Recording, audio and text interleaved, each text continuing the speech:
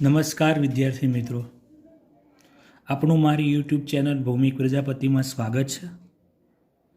વિદ્યાર્થી મિત્રો, આપણે ધોરણ 10 વિજ્ઞાનનો અભ્યાસ કરી રહ્યા છીએ. તેમાં ચેપ્ટર 2 એસિડ, બેઝ અને ક્ષાર ભણી રહ્યા છીએ. તેમાં આપણે આગળ 3 વિડીયો આ ચેપ્ટરના આવી ચૂક્યા છીએ. હવે મિત્રો, આજે આપણે જોઈશું પીએચ માપક્રમ. વિદ્યાર્થી મિત્રો, લાસ્ટ ત્રીજા વિડીયોમાં આપણે છેલ્લે પ્રબળ એસિડ, નિર્બળ એસિડ, પ્રબળ બેઝ, નિર્બળ બેઝ, મંદ દ્રાવણ, સાંદ્ર દ્રાવણ વિશે ભણ્યા. જો તમને એ પૂરેપૂરું ખ્યાલ આવી ગયો હશે તો તમને પીએચ માપક્રમમાં સમજણ ઝડપથી પડશે. હવે અત્યારે જોઈએ આપણે પીએચ માપક્રમ. આ ચેપ્ટરનો ઇમ્પોર્ટન્ટ પોઈન્ટ આઈએમપી ટોપિકમાંનો એક છે. વિદ્યાર્થી મિત્રો, આજે જે આ વિડીયોમાં આવશે સંપૂર્ણપણે આઈએમપી ગણી શકાશે, તો ખાસ ધ્યાન રાખો વિદ્યાર્થી મિત્રો. પ્રશ્ન પૂછાઈ શકે કે પીએચ માપક્રમ સમજાવો.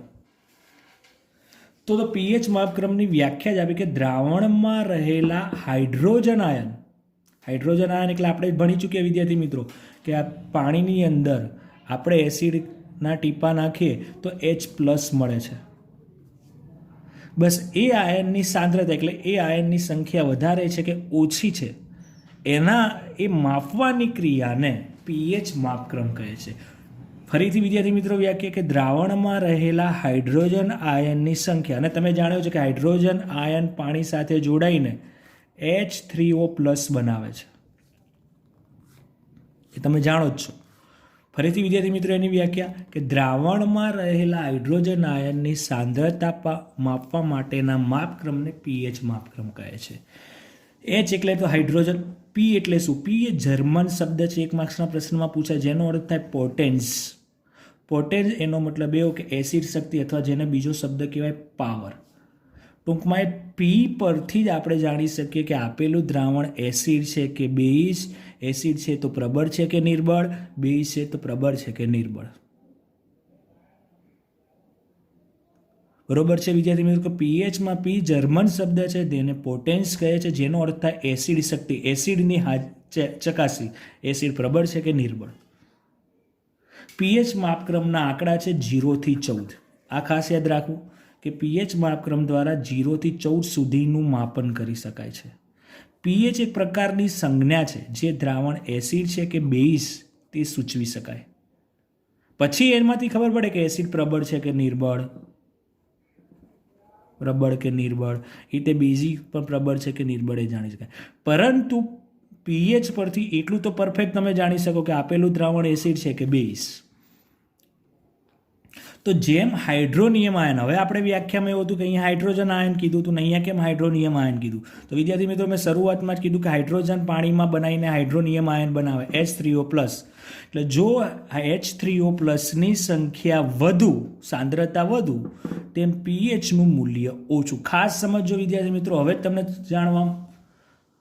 સમજવામાં ધ્યાન રાખવું પડશે કે જેમ હાઇડ્રોનિયમ આયનની સાંદ્રતા વધુ, જેમ H3O+ની સાંદ્રતા વધુ, તેમ પીએચ ઓછું. આ વાક્ય તમે સમજી લીધું તો તમને આગળનો ટોપિક પરફેક્ટ આવડશે, તો તમે પ્રબળ નિર્બળ જાણી શકશો. જેમ હાઇડ્રોનિયમ આયનની સાંદ્રતા વધુ, તેમ પીએચનું મૂલ્ય ઓછું. હવે કેવી રીતે આપણે, જો પીએચનું મૂલ્ય 7 થી ઓછું તો એસિડ. ખાસ યાદ રાખવાનું, જો પીએચ 7 કરતાં ઓછો જવાબ આવે તો એસિડ, જો પીએચ 7 કરતાં વધુ આવે તો બેઝ, અને જો એક્ઝેક્ટ 7 આવે તો તટસ્થ. આ 3 વસ્તુ ખાસ યાદ રાખવાનું. જો પીએચ 7 થી ઓછું આવે તો એસિડ, જો પીએચ 7 થી વધુ આવે તો બેઝ, જો પીએચ 7 આવે તો તટસ્થ. અને ખાસ ધ્યાન રાખવાનું, આ વાક્ય અને છેલ્લા વાક્યમાં સમજ પડશે. જો હાઇડ્રોનિયમ આયનની સાંદ્રતા વધુ, તેમ પીએચનું મૂલ્ય ઓછું. પણ જો પીએચનું મૂલ્ય 7 થી 14 થાય, એટલે તો બેઝિક, તો 7 થી 14 હોય તો OH હશે, અને 7 થી ઓછું હશે તો H+ હશે. ફરીથી, જો 7 થી 14 હશે તો OH આયનની સંખ્યા વધારે હશે, સાંદ્રતામાં વધારો હશે, અને 7 થી ઓછું હશે તો OH3ની આયનમાં વધારે. એનો મતલબ કે જો 7થી 14 વધે તો OHની સંખ્યામાં વધારો થાય, સાંદ્રતામાં વધારો થાય. એ હું સૂચવે કે દ્રાવણ આલ્કલી એટલે કે બેઝિક છે. ફરીથી પીએચ માપક્રમ ખાસ સમજવાનું છે, મોસ્ટ આઈએમપી પ્રશ્ન છે. દ્રાવણમાં રહેલી હાઇડ્રોજન આયનની સાંદ્રતા માપવા માટેના માપક્રમને પીએચ માપક્રમ કહે, જેમાં પી એ જર્મન શબ્દ પોટેન્સ છે, જેનો અર્થ થાય એસિડ શક્તિ, એટલે કે પાવર બતાવે છે કે દ્રાવણમાં એસિડિક પ્રબળ છે કે નિર્બળ છે એ જાણી શકાય. પીએચ માપક્રમ 0થી 14 સુધી માપી શકાય. પીએચ એક પ્રકારની સંજ્ઞા છે, આખો શબ્દ એ સંજ્ઞા છે, જેમની મદદથી તમે એમાં પીએચના મૂલ્ય પરથી તમે એસિડ અને બેઝ જાણી શકો છો. જેમ હાઇડ્રોનિયમ આયનની સાંદ્રતા વધુ, H3O+ ની સાંદ્રતા વધુ, તેમ પીએચ ઓછું. અને છેલ્લું વાક્ય એની સાથે, જો પીએચ મૂલ્ય 7થી 14 આવે, એનો મતલબ કે OH સાંદ્રતા વધુ તો બેઝિક, એનો મતલબ કે 7થી ઓછું હશે તો એસિડિક, 7થી વધુ હશે તો બેઝિક, અને 7 હશે તો તટસ્થ. એની માટે એક આકૃતિ પણ દોરવાની થશે વિદ્યાર્થી મિત્રો પરીક્ષામાં પણ. પીએચ માપક્રમમાં મેં જે અહીં દોરી છે, મેં આંકડા લખ્યા છે અહીંયા 0થી 7, 7થી 14. જો 0થી 7 હોય, પણ સમજો તીર મેં આ બાજુ કર્યું છે ડાબી બાજુ જતા, એટલે કે 7થી જેમ ઘટાડો થાય, જેમ પીએચ ઘટે 7, 6, 5, 4, 3, 2, 0, એમ એસિડ વધે, એટલે પ્રબળતા વધે. 0થી 7 એસિડિક જ કહેવાશે, પણ જેમ પીએચ ઘટશે એમ એસિડિક વધશે. H+માં વધારો લખેલું જ છે. અને આ બાજુ 7થી 14 એ બેઝિક છે, 7થી 14 એ બેઝ બતાવે છે, પરંતુ જેમ પીએચ વધે એમ બેઝિકતા વધે.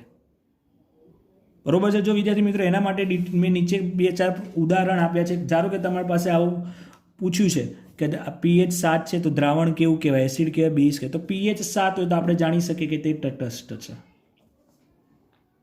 હવે પીએચ 4 અને 6 આવ્યું તો આપણે જાણીએ છીએ કે 7 કરતાં ઓછું હોય તે એસિડ કહેવાય. આ પણ એસિડ. હવે મને એમ પૂછે કે આ બંને એસિડમાં પ્રબળ કોણ અને નિર્બળ કોણ? તો આ બંનેની કમ્પેરિઝન કરીએ તો આપણે ઉપર આ જોઈએ કે જેમ 7થી 0 તરફ જાય એમ એસિડિક વધે, એનો મતલબ કે આ 7ની નજીક છે, ના 7થી દૂર છે, એટલે આ 7 કરતાં આંકડો નાનો, એનો મતલબ કે આને પ્રબળ એસિડ કહી શકાય અને નિર્બળ એસિડ કહી શકાય. જો વચ્ચે 5 બંનેની કમ્પેરિઝન કરવામાં આવે તો વિદ્યાર્થી મિત્રો ખાસ ધ્યાન રાખવું, 4 પણ એસિડ છે, 6 પણ એસિડ છે. આ બંનેમાં જેની પીએચ એસિડમાં, ખાસ સમજો, એસિડમાં જેની પીએચ ઓછી તે પ્રબળ અને જેની પીએચ વધુ એ નિર્બળ. એસિડમાં ખાસ સમજો. એ રીતે અહીંયા 9 અને 12 તો આપણે જાણે કે 7 કરતાં મોટો જવાબ આવે એટલે બંને બેઝ છે. હવે આ બંનેમાં પ્રબળ કોણ નિર્બળ? તો બેઝમાં ઊંટું, જે નાનું એ નિર્બળ, જે મોટું એ પ્રબળ. આ એક માર્ક્સના ખાલી જગ્યા ખરા ખોટા જોડકામાં પૂછાઈ શકે, ચડતા ક્રમમાં જ ગોઠવો, ઉતરતા ક્રમમાં MCQમાં પણ આવી શકે કે પ્રબળતાને આધારે ગોઠવો, નિર્બળતાને આધારે ગોઠવો. 4 એસિડના ઉદાહરણ આપ્યા હોય એને ચડતા ક્રમમાં ગોઠવો, 4 બેઝના ઉદાહરણ આપ્યા હોય એને ચડતા ક્રમમાં ગોઠવો. તો ખાસ સમજવું વિદ્યાર્થી મિત્રો, જો એસિડ હોય તો નાનું હોય પ્રબળ, મોટું હોય નિર્બળ. બેઝમાં ઊંધું, જે નાનું હોય નિર્બળ, મોટું હોય પ્રબળ. ફરીથી એસિડમાં નાનું હોય પ્રબળ, મોટું હોય નિર્બળ. બેઝમાં ઉલટું, નાનું હોય નિર્બળ, મોટું હોય પ્રબળ. એનો મતલબ કે મેં નીચે લખ્યું છે, જો પીએચ 7થી નાની કે 7ની આજુબાજુ હોય તે નિર્બળ એસિડ કહેવાય. 7થી વધારે નાનું એટલે બહુ આંકડા નાના હોય, એ 0, 1, 2, 3, 4 સુધી આપણે અહીં ગણી શકીએ તો પ્રબળ ગણી શકાય. બંનેની કમ્પેરિઝન. 7થી મોટી કે 7થી નજીક હોય તો નિર્બળ બેઝ, અને 7થી વધારે મોટી હોય 10, 11, 12, 13, 14 જાય તો બેઝિક, પ્રબળ બેઝિક કહેવાય. આ ખાલી જગ્યા ખરા ખોટા જોડકામાં ખાસ આવી શકે એટલે સમજજો. એ માટે તમને આ આકૃતિ યાદ હશે તો તમને આના જવાબ પણ સમજણ ઝડપથી પડી જશે. બરોબર છે વિદ્યાર્થી મિત્રો. હવે આપણે આગળ જોઈએ પીએચનું મહત્વ. એના માટે પહેલાં આપણે થોડુંક માહિતી આપી છે, ચોપડીમાં પ્રવૃત્તિ તરીકે પણ આપી છે, આપણે એ જોઈએ કે જુદા જુદા દ્રાવણના રંગ અને પીએચ. હવે આ રંગ શબ્દ આવ્યો છે એના માટે વાપરવામાં આવે છે સૂચક. એક સાર્વત્રિક સૂચક આવે છે કે આપણે દ્રાવણ હોય એમાં ટીપા પાડવાના, ફિનોપ્થેલિનની જેવું છે. અથવા મીઠાઈ ઓરેન્જ જેવું આવે છે, એ દ્રાવણમાં એના ટીપા પાડવામાં આવે એટલે દ્રાવણનો રંગ બદલાય. એના આધારે આપણે નક્કી કરી શકીએ કે એની પીએચ લગભગ કેટલી હશે. એના ઉદાહરણ આપ્યા છે. જઠરનો રસ પાઠ્યપુસ્તકમાં પણ આપ્યું છે. જો તમે ટીપા પાડો ને લાલ રંગ જેવી દેખાય તો સમજી લેવાનું એનું પીએચ 1.2 હશે. જો લીંબુના રસમાં રંગ આછો લાલ રંગ બતાવે તો 2.2 પીએચ હશે. આ એક માર્ક્સના ખાલી જગ્યા ખરા ખોટા માટે ખાસ શુદ્ધ પાણી એટલે અતિ શુદ્ધ, જેને નિસ્યંદન પાણી પણ કહી શકાય, જે લીલો રંગ આવશે જે 7.4.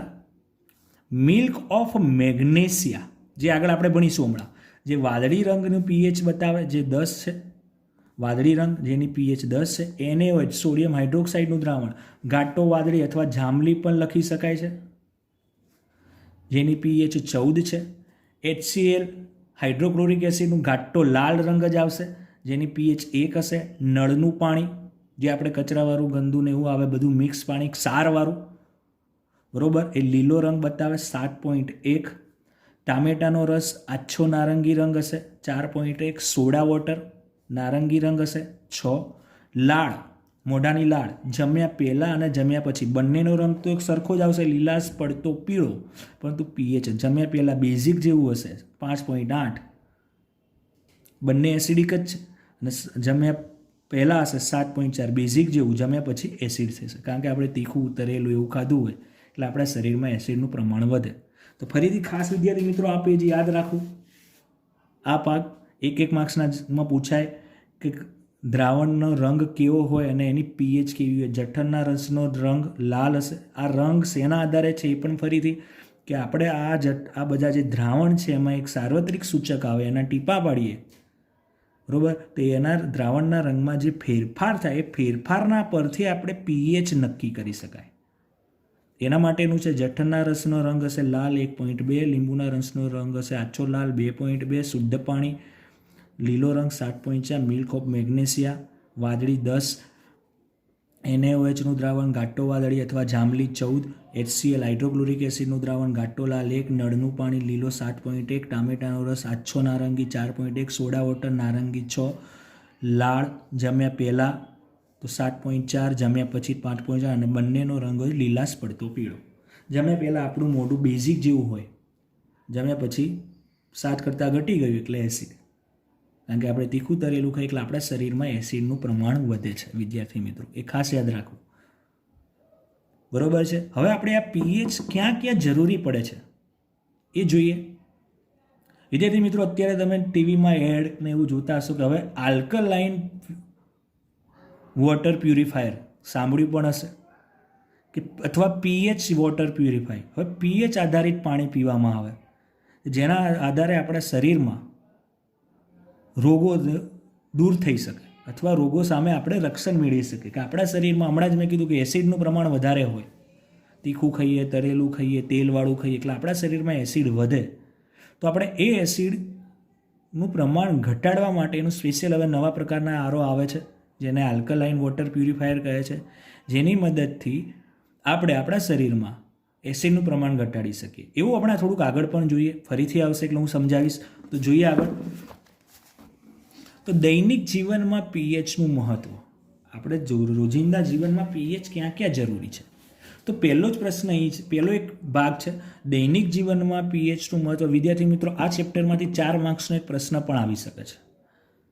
તો અહીં 4-5 મુદ્દા છે પીએચના મહત્ત્વ વિશે.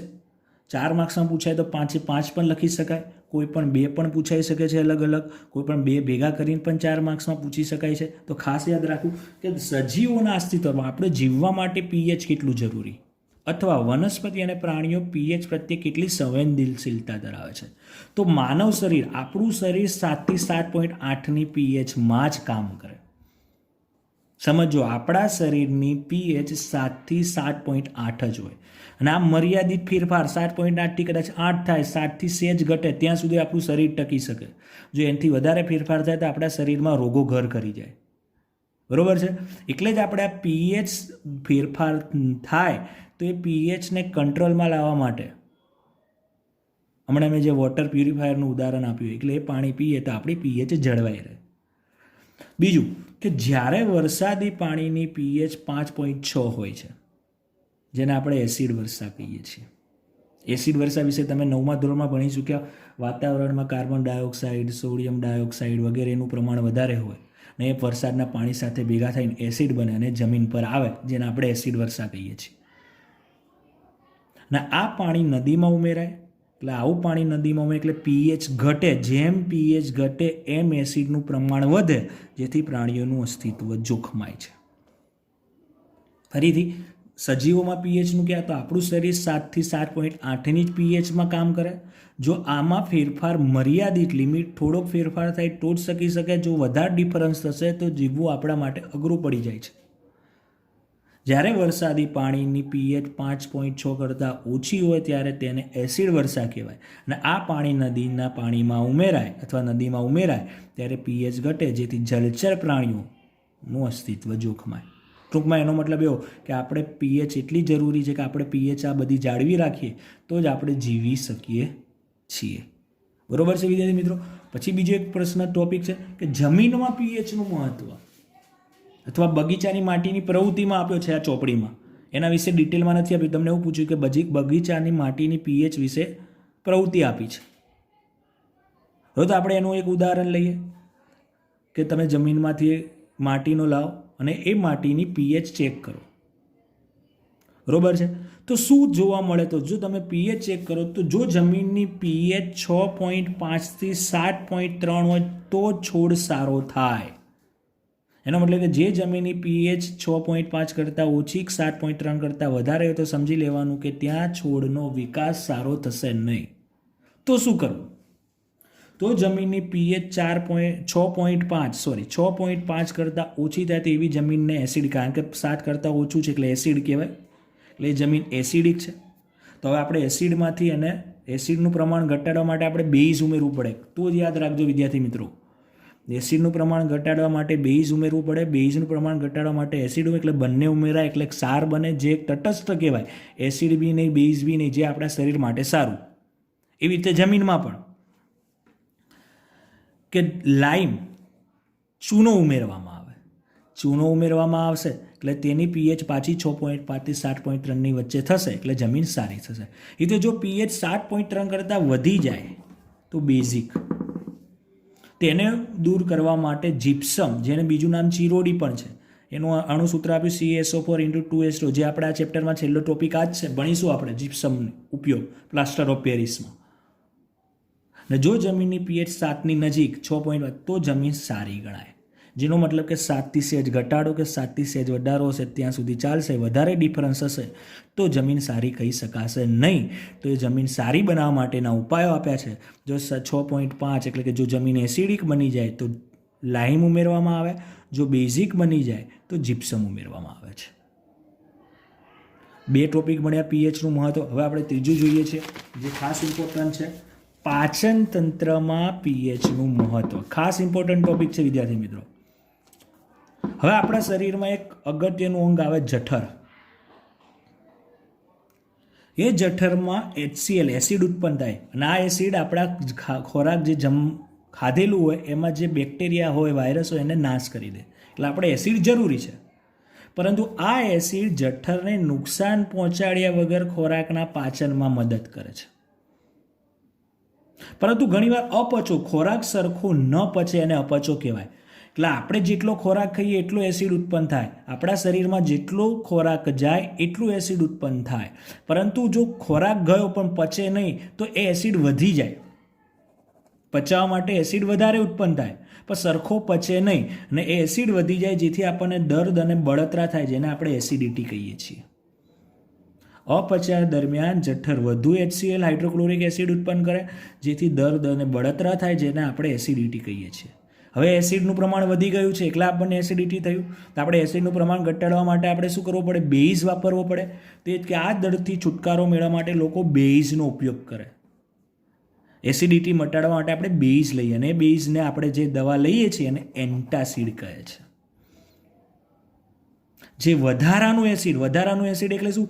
જે પચાવવામાં જરૂર છે એ એસિડ તો છે જ, પણ એના સિવાય જે વધારાનું એસિડ ઉત્પન્ન થયું તે વધારાના એસિડને તટસ્થ કરશે. એટલે તટસ્થ એટલે કે એસિડ અને બેઝ ભેગા થાય એટલે ક્ષાર બને એટલે તટસ્થ થઈ જશે. એટલે જે એસિડ બી નહીં હોય, બેઝ પણ નહીં હોય. અને એન્ટાસિડ તરીકે કોણ વપરાય? Magnesium hydroxide MgOH2, milk of magnesia. હમણાં આગળ આવ્યું હતું. મિલ્ક ઓફ મેગ્નેશિયા એ જ મેગ્નેશિયમ હાઇડ્રોક્સાઇડ અથવા ખાવાનો સોડા જે તમે ઈનો કહીએ છીએ આપણે. એ ગેસ એસિડિટી થાય એટલે આપણે ઈનો પીએ છીએ, જે એન્ટાસિડ તરીકે વપરાય છે. ફરીથી મોસ્ટ આઈએમપી છે આમાં પણ કે પાચન તંત્રમાં અગત્યનું અંગ જઠર છે. જઠર HCl ઉત્પન્ન કરે, જે એસિડ જઠરને નુકસાન પહોંચાડ્યા વગર ખોરાકના પાચનમાં મદદ કરે. પરંતુ અપચા દરમિયાન જઠર વધુ એસિડ ઉત્પન્ન કરે છે, જેથી દર્દ અને બળતરા થાય, જેને એસિડિટી કહે છે.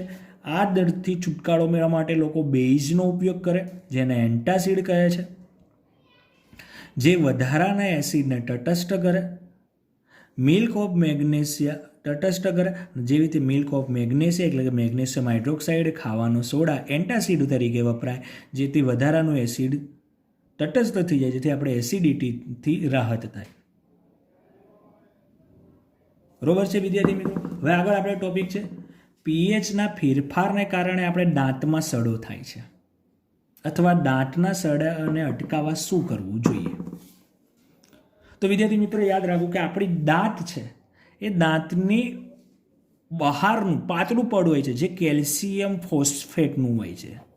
CH3PO4 એનું ટ્વાઇસ આ એનું અણુસૂત્ર છે, જે સખત છે, જે પાણીમાં પણ ન ઓગળે. નકર તમે રોજ પાણી પીઓ તો એ પડ ઓગળી જાય.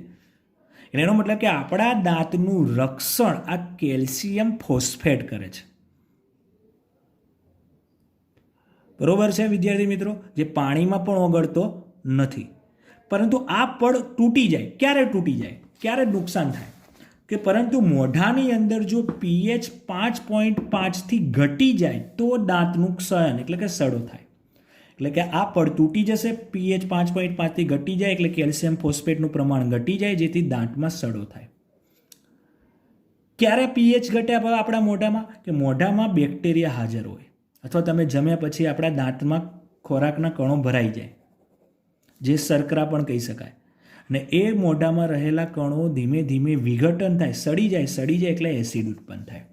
કે મોઢામાં હાજર રહેલા બેક્ટેરિયા જમ્યા પછી આપણે મોઢામાં બેક્ટેરિયા હાજર જ હોય છે, જે ખોરાક પાચનમાં મદદ કરતા હોય. પણ ઘણા કણો, ખોરાકના કણો બે દાંત વચ્ચે રહી જતા હોય, મોઢામાં રહી જતા હોય, તો આ બેક્ટેરિયા એ કણોનું વિઘટન કરશે. વિઘટન કરે એટલે એસિડ ઉત્પન્ન થાય. એટલે જો આ એસિડ દૂર કરવો હોય તો આપણે દાંત એટલે કે બ્રશ કરવા જાય. બ્રશ કરી એટલે વધારાના મોઢા દાંત વચ્ચે જે કણો છે એ નીકળી જશે, જેથી એસિડ ઉત્પન્ન થશે નહીં.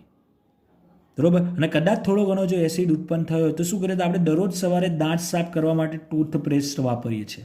એ ટૂથપેસ્ટમાં બેઝિક હોય છે, જે વધારાનો એસિડ મોઢામાં જે એસિડ ઉત્પન્ન થયો એને તટસ્થ કરે, જેથી દાંતનો સડો શું થાય છે? અટકી જાય છે. બરોબર છે વિદ્યાર્થી મિત્રો. ખાસ ખબર પડી ગઈ કે મોઢાની અંદરની pH 5.5થી ઘટી જાય તો આગળ જે કેલ્શિયમ ફોસ્ફેટ હતું જે તૂટી જાય, જેથી સડો થાય. ક્યારે આ એસિડ ઘટી જાય? તો મોઢામાં રહેલા બેક્ટેરિયા જમ્યા પછી રહેલા કણો અથવા શર્કરાનું વિઘટન કરે એટલે એસિડ ઉત્પન્ન કરે. અને આ એસિડના કારણે pH 5.5થી ઘટી જાય. જો એ ન ઘટાડવા માટે આપણે ટૂથપેસ્ટ એટલે દાંત સાફ કરીએ, એ ટૂથપેસ્ટમાં બેઝિક હોય છે, જેથી વધારાનું જે એસિડ મોઢામાં ઉત્પન્ન થયું હોય તેને તટસ્થ કરે, જેથી દાંતનો સડો અટકે છે. બીજું એક ઉદાહરણ આ પ્રશ્ન છે પીએચમાં કે મધમાખીનો ડંખ અને કોવચની વનસ્પતિના પાંદડાની અસરમાં મધમાખીનો ડંખથી આપણને બળતરા થાય છે. કોવચ નામની એક વનસ્પતિ છે, એના પાંદડા પણ વાગે, એના કાંટા જેવું વાગે પાંદડાનું, તો પણ આપણને બળતરા થાય છે. બળતરા જ્યારે આપણા શરીર ઉપર થાય, ચામડી પર, તો સમજી લો કે એસિડનું પ્રમાણ આવ્યું હશે. તો મધમાખી જ્યારે ડંખ મારે ત્યારે તે એસિડ મુક્ત કરે છે, જેથી દર્દ અને બળતરા થાય. ભમરા, મધમાખી કરડે ત્યારે. આથી ડંખ મારેલા ભાગ પર બેકિંગ સોડા, આપણે આ ચેપ્ટરમાં ભણવાના છીએ ક્ષારમાં, બેકિંગ સોડા લગાડવામાં આવે તો આપણને રાહત થાય છે, ખંજવાળ ઓછી આવે, બળતરા ઓછી થાય. બરોબર છે. કોવચ નામની વનસ્પતિના પાંદડા પણ મિથેનોઇક એસિડ, જો મધમાખીમાં પણ મિથેનોઇક આવી શકે છે, એસિડ મુક્ત કરે, જેથી પીડા થાય. તો આ પીડાને અટકાવવા માટે ડોક નામનો છોડ આવે છે જે જંગલોમાં જોવા મળે છે પર્વતીય વિસ્તારમાં. એના પાંદડા એ ડંખવાળા ભાગ પર ઘસવામાં આવે તો રાહત મેળવી શકાય છે. જે પર્વતારોહકો હશે, જે લોકો પર્વતારોહણ કરતા હશે, એ લોકોને જ્યારે જંગલોમાં આવા કોવચની વનસ્પતિ, ડોકના છોડ બધું જોવામાં આવે છે, કોવચ વનસ્પતિ કે કોઈ વનસ્પતિના કાંટા કે કોઈના છોડના ડંખ વાગી જાય, બરાબર, તો એસિડના કારણે જો એમાં બળતરા થાય તો ડોક છોડ જંગલમાં જોવા મળે તો એના પાંદડા બાંધી અથવા એને ઘસીને લગાડવામાં આવે છે તો એ પર્વતારોહકોને સારી એવી રાહત મળે છે. બરાબર છે વિદ્યાર્થી મિત્રો. આ પીએચ માપના આપણે દૈનિક જીવનના પીએચનો 6 ટોપિક હતા એ ભૂલ્યા. મધમાખીના ડંખ અને એમાં દાંતના સડામાં, પાચન ક્રિયામાં, પછી હતું જમીનની પીએચ અને સજીવોના અસ્તિત્વમાં. એ પાંચેમાંથી કોઈ 5 ભેગું પણ પૂછાઈ શકે, અલગ અલગ પૂછાઈ શકે, જેવા માર્ક્સની ડિમાન્ડ એ પ્રમાણે પૂછાઈ શકે વિદ્યાર્થી મિત્રો. હવે આપણે એક છેલ્લો ટોપિક જોઈ લઈએ પીએચ માપક્રમ વિશેનું જ, કે હવે આપણે હમણાં જોયું કે એસિડ, તો એસિડ ક્યાં ક્યાં કેવી રીતે જોવા મળે છે, કેટલા કુદરતી સ્ત્રોત અને એસિડના નામ.